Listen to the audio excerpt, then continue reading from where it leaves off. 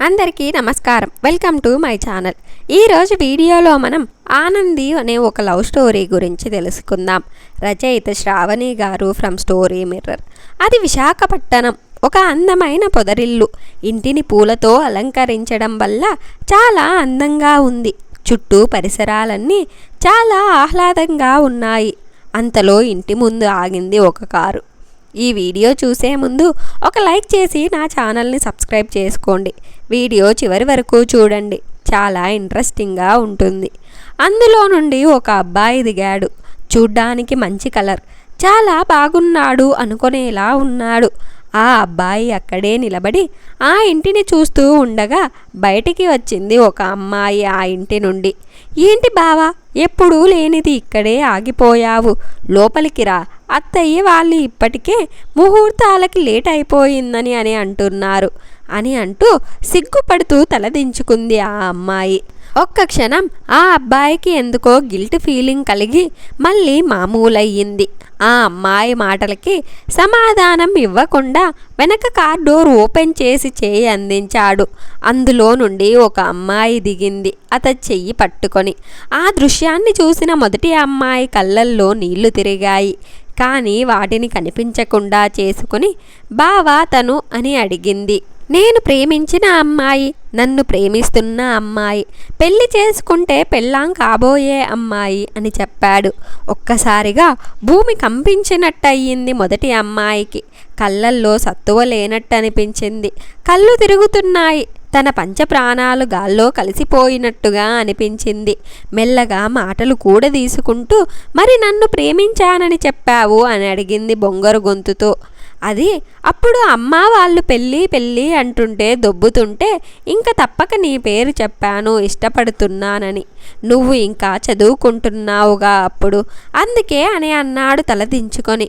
ఎలాగో మాటలు కూడా తీసుకొని బాధనంతా లోపలే దాచుకొని, సరే బావా, ఇక్కడ ఎండగా ఉంది, లోపలికి వచ్చి అమ్మాయిని ఇంట్లో వాళ్ళకి పరిచయం చెయ్యి అని అంది లోపలికి నడుస్తూ. వెనకే అనుసరించారు అతను ఆమె. ఇంటి లోపల మొత్తం పూలతో అలంకారం ఉంది. నిశ్చితార్థం అని చాలా బాగా అలంకరించాను. కానీ బంధువులెవరూ లేరు.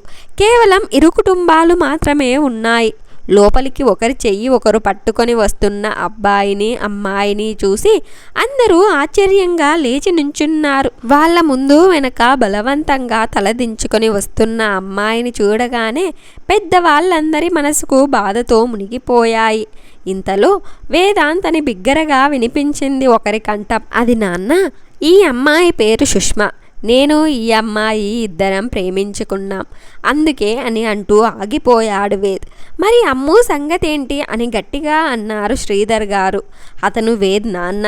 నేను తనని ప్రేమించలేదు నాన్న అని అన్నాడు తలదించుకొని. మరి అని అంటూ ఉన్న ఆయనని ఆపుతూ అప్పటిదాకా మూగపోయిన గొంతును మాట్లాడటానికి విప్పింది అమ్ము. మామ అని బాధగా పిలిచింది అమ్ము. అది కాదురా అమ్ము అని నిరంజన్ గారన్నారు. అమ్మో నాన్న, ప్లీజ్ అప్పా అని అంది దీనంగా. సైలెంట్ అయ్యారు శ్రీధర్, నిరంజన్ గారు. ముందు మీరిక్కడ కూర్చోండి రండి అని శ్రీధర్ గారిని నిరంజన్ గారిని పిలుచుకొని వచ్చి సోఫాలో కూర్చోబెట్టి పక్కకి తిరిగి, లక్కీ వీళ్ళకి కూల్గా వాటర్ తీసుకురా అని అంది వాళ్ళ అమ్మ లక్ష్మితో. ఆవిడకి కూడా అప్పటికి కళ్ళ నిండా నీళ్లు నిండిపోయాయి. ఆవిడ కదలకుండా అలానే నిలబడి ఉంటే, వెళ్ళి తీసుకురా లక్కీ అని అంది మళ్ళీ. ఆవిడ వెళుతూ ఉండగా, ఆగు లక్ష్మి, నేను వస్తాను అని అంటూ వెనకే కదిలారు భాగ్యగారు అయిన వేదమ్మ. వాళ్ళు అలా వెళ్ళాక ఒకసారి వేద్ వాళ్ళ వైపు చూసి ఇటు నిరంజన్ వాళ్ళ ముందు మోకాళ్ళపై కూర్చుంది. వాళ్ళు బాధగా లక్కీ కళ్ళల్లోకి చూస్తుంటే వాళ్ళ చూపులు తిప్పుకోవాలి అని ఎటో చూసింది.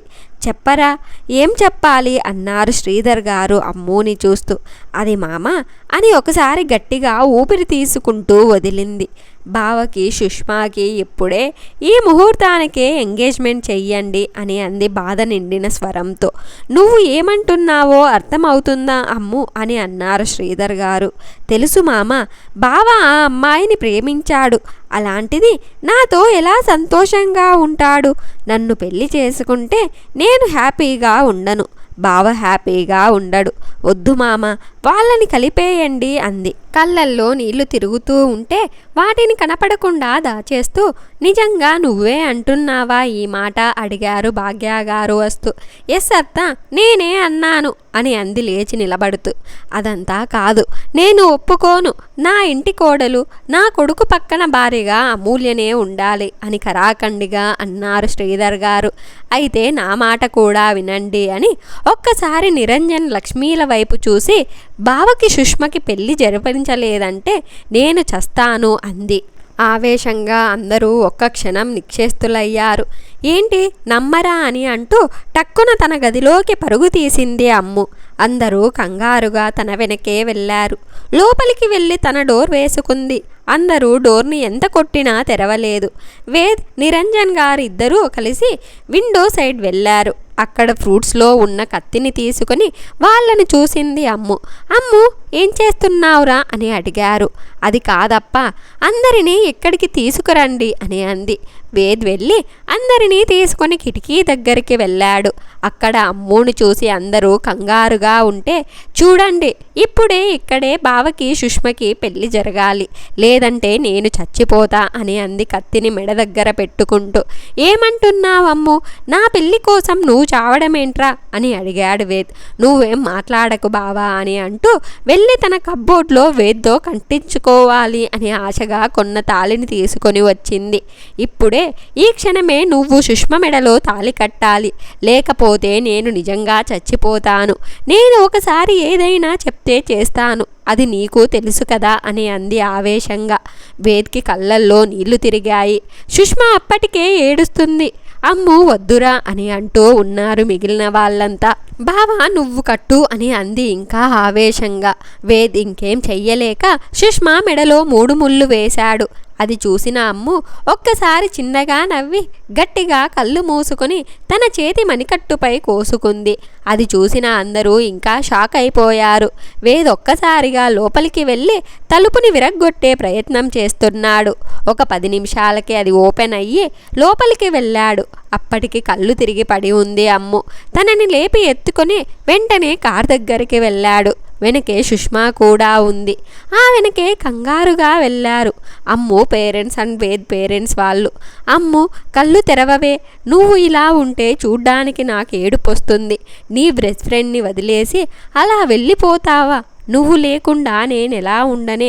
నువ్వు ఇచ్చినదే ఈ జీవితం, ఈ హ్యాపీనెస్ అంతా.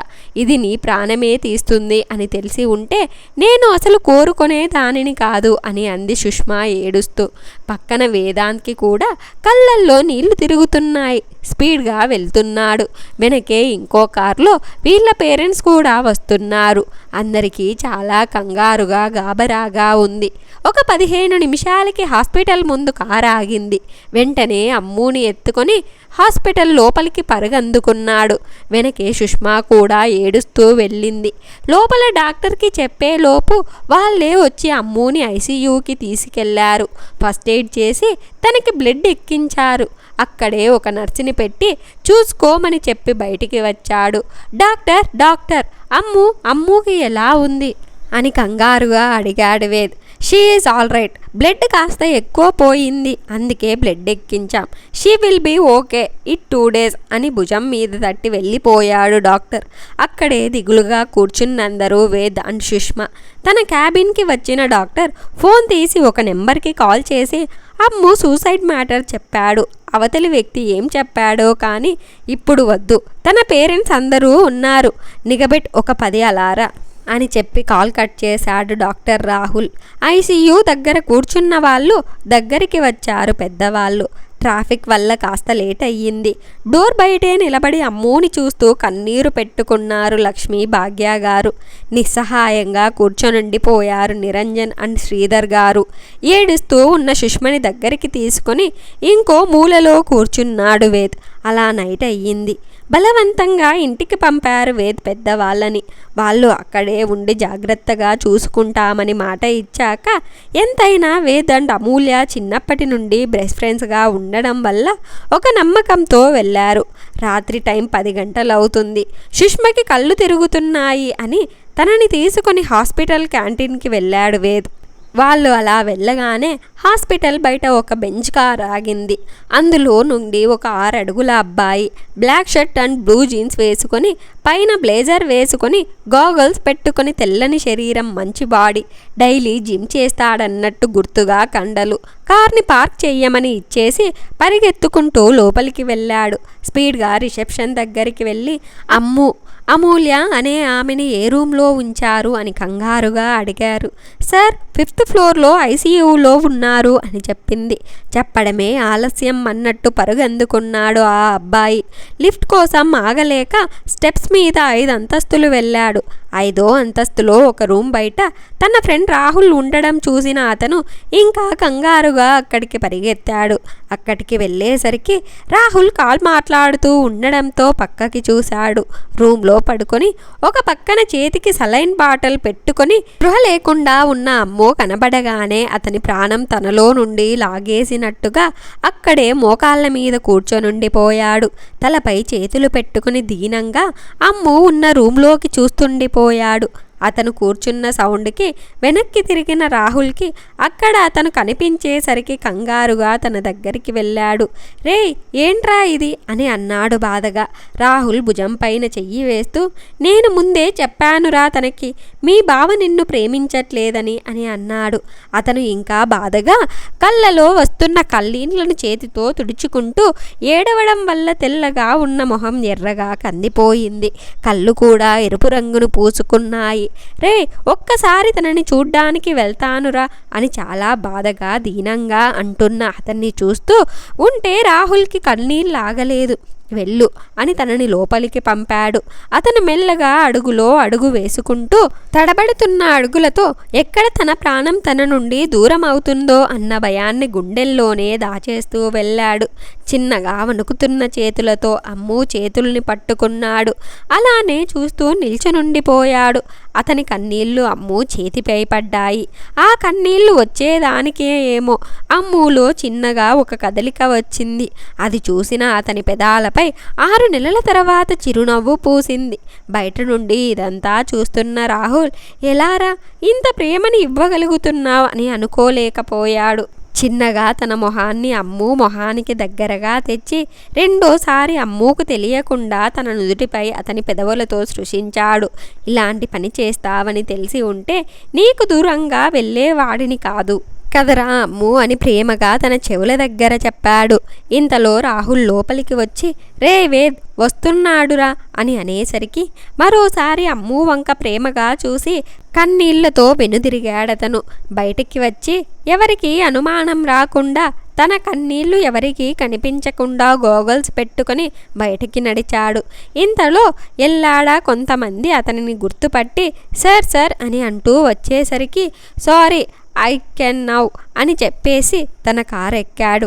పక్కనే ఉన్న ఇంకొకరు ఎవరా ఆయన అని అడిగేసరికి ఏజీ సొల్యూషన్కి చైర్మన్. వాళ్ళ ఫాదర్కి ఉన్న కంపెనీస్ అన్నింటినీ వదిలేసి కొత్తగా ఒక కంపెనీ పెట్టి దానిని కేవలం 1 ఇయర్లో నెంబర్ 1 పొజిషన్కి తెచ్చాడు. ఒక ఆర్ఫనైజ్ని అడాప్ట్ చేసుకుని పిల్లలందరినీ చదివిస్తున్నాడు అని చెప్పారు ఇంకొకరు. గ్రేట్ అనుకుని ఊరికే ఉండిపోయారు.